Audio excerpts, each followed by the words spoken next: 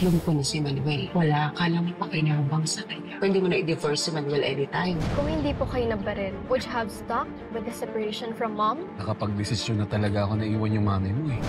Mas mabuti pa siguro huwag na natin ituloy ang kasal. Gagawin ko lahat para mapatawad ako ni Felma at saka ng mga anak namin. Gagawin ko po ang lahat para mauwi kayo sa Pilipinas. Panoorin natin yung video ni Colleen. Isel. Kung sabihin anak mo na ito, Manuel, idea mo to? Walang utang na loob mo! Ha? Wala! Isel, huwag mo saktan si Jessica! Kung kaya ko umatras sa kasal, ibig sabihin nun, hindi ikaw ang priority ng buhay ko. At sino, Nay? Yung dati niyong asawa? I want to believe your decision has nothing to do with Manuel. Wala talaga. I waited for you. Hindi kita sinukuan. Mas ako, ilalaglag mo ko ng gano'n na lang. Ayokong minamanipulate ako. Timmy. Nung tumawag si Manuel, ikaw ang nag-decide kung sasagutin ko ba o hindi. Ayoko na yung inuutusan ako na mag-decide para sa sarili ko. Ang gusto ko, ako lang may hawak ng lahat ng desisyon ko, ng buhay ko.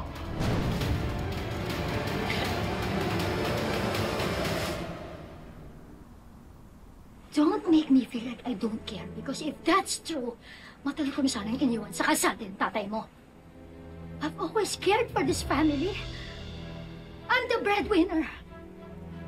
Ako lahat.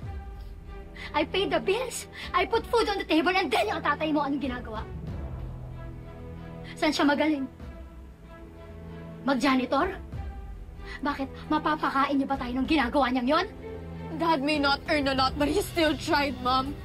He's always the one beside me. Kahit po tinanggal niyo sa kanya ang right niya to work.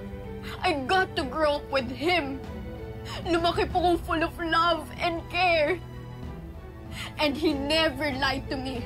He never laid a hand on me. So wag po kayong magtataka why my loyalty is with him. Napakawalang utang na loob mo talaga, bata, ha? Ha? Isel! Ha?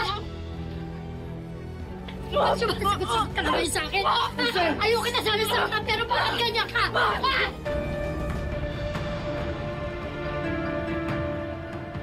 Nakita mo na? Isel, tama na. Huwag mo na saktan si Jessica. Nakita mo na? Nakita mo na kung paano ako siya sagot? Ha? Kasi kinukonsinte mo. Ikaw din. Ikaw rin ang may kasalanan. Kinukonsinte mo itong batang to. Dapat sa mga tuturuan ng leksyon to eh, ha? Tinuturuan talaga to dapat ng leksyon. Hindi! Narinig ko ako ba? Shut up! No! Stare me in the You shut up! Get out! Tumigil ka na. Nakakahiya na. Hindi ba mas nakakahiya ginagawa nitong batang to? Ha? Ano sa tingin mo? Hindi ba mas nakakahiya? Ano naman? Nakita mo na? Lumaki sa'yo to, di ba? Ayan, ganyan ngayon ako sagot-sagutin. Para ako pa ngayon yung walang pakialam dito sa pamilyang to? Ano kami sinasabi Ha? ngayon? Tama na. Ngayon ba? Ganon, Manuel? Ganyan na lang ba? Madam, please refrain from shouting. We do not tolerate such behavior here. I don't care. I'm a paying client. Yes, You don't get to tell me what to do. you are disturbing our very sick patient. I don't care about that. This is a family matter. Can't you see we're talking here? And this is my daughter. No! Don't touch me! Not done! I said, don't touch me! No! Touch me!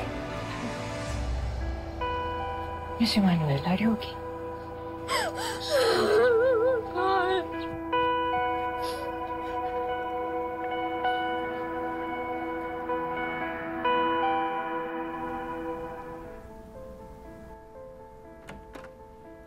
Nay, please. Bawiin niyo po yung sinabi niyo kay Tito Noah. Nay, alam namin ko na bigla lang kayo.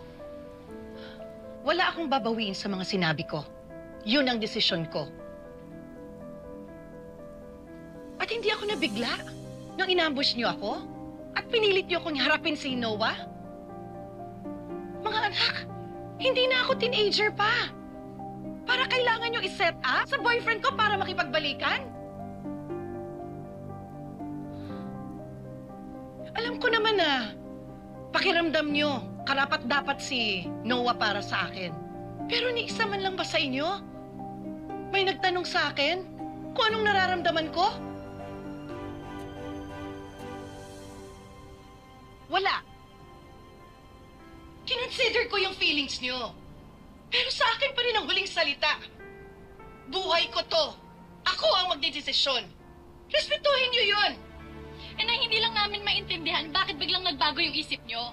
Sinasabi niyo lag na walang kinalaman yung ex niyo sa bigla yung pag-urong sa kasal. Eh bakit ngayon lang nagbabago yung isip niyo kung kailan may nangyari sa lalaking yun sa Canada? Alam niyo naman, di ba, kung anong dahilan? Kung bakit kami naghiwalay ni Noah? Nung naghamon siya sa akin ng space. Doon ko na-realize na hindi ko kayang mag-commit kay Noah o kahit kanino pa. Pero, Nay... Sabi ko na kung anong gusto kong sabihin. Magpahinga na kayo!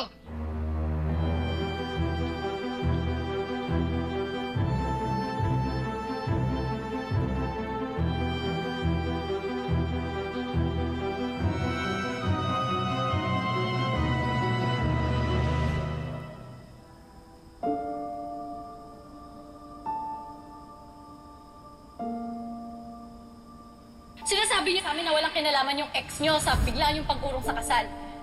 Eh bakit ngayon lang nagbabago yung isip niyo kung kailan may nangyari sa lalaking yun sa Canada?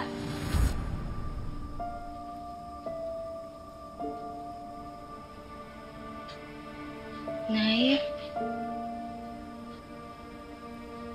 Sorry po nakipag-connive ako kila ate at kuya. Sorry po kasi hindi po kita tinanong kung ano po yung feelings mo about this whole thing. Nagigilty po ako kasi, Nay.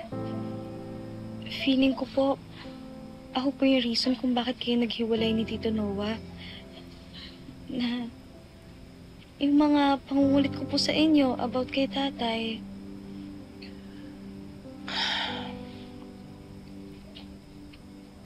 May karapatan ka sa tatay mo.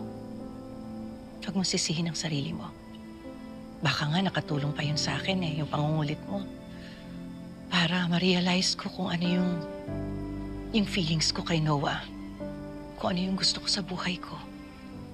Pero po, Nay, naisip ko lang po Sabi niyo po kay Tito Noah, hindi pa po kayo ready mag-commit. Paano po makipagbalikan sa inyo si tatay? Hindi na mangyayari yun. Kasal na siya sa Hazel na yon. At kahit maghiwalay sila, wala na akong balak makipagbalikan sa kanya. Wala na akong pagmamahal sa tatay mo. Kaya pwede ba? Tigilan na natin to. Di ba ikaw na rin ang nagsabi na masaya ka na nakilala mo ang tatay mo? Punso, hanggang doon na lang yun. Huwag ka nang umasa na magkakaroon ka pa na ugnayan sa tatay mo. Po? Pero Nay, in bad shape po ngayon si tatay. Hindi po ba pwedeng kahit kamustahin ko man lang siya? Hindi! Makikibalita na lang po ako kay Jessica. Total, mabait naman po siya. Si Hazel hindi. Pinagbigyan na kita. Tama na yan. Pero... Huwag mo na hayaan na masira pa yung buhay ng tatay mo, pati pamilya nila, nang dahil sa'yo. O sa akin. Pero, Nay... Huwag ka na magpumilit. Pakontento ka na lang na nagkaroon ka ng koneksyon sa tatay mo kahit papano.